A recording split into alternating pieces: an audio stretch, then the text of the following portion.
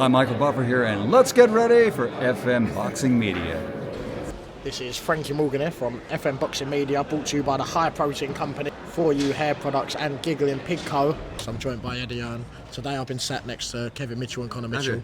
Sat there all night with them. Chewing your ear off. Yeah, Jimmy Sain's dad behind Good. him, so I've got a little bit of an headache now, but it seems like a good crowd there tonight.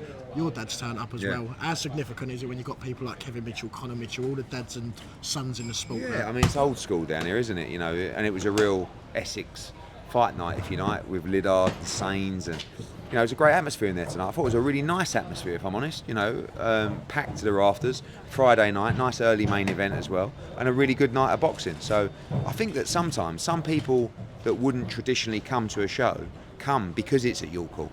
Like, I know my old man, if this was at the Copper Box, he might not have gone. But he was like, "Hey, going York Hall, I'll go York Hall, get a bite, go after." Yeah. So it's like all of those people, they're probably down Brick Lane now, getting mustard up their nose. It seemed like George was actually waiting for your dad, because as soon as he sat down, the next round, the fight was over. Yeah, exactly, yeah. Well, he turned up, he came from the West End, and he managed to get the last 2 rounds. So, yeah, he was pleased for him.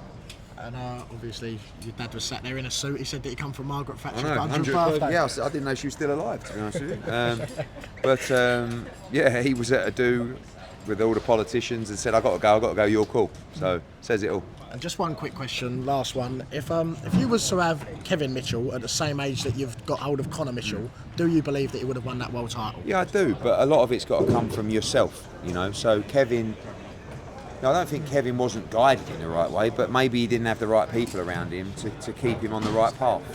But Kevin's got a big heart, and he's a really good bloke. Like, he's never been a bad person. And I'm sure that sometimes he looks back and thinks, Connor's got, I think, a different work ethic. I think he's completely obsessed and in love with boxing.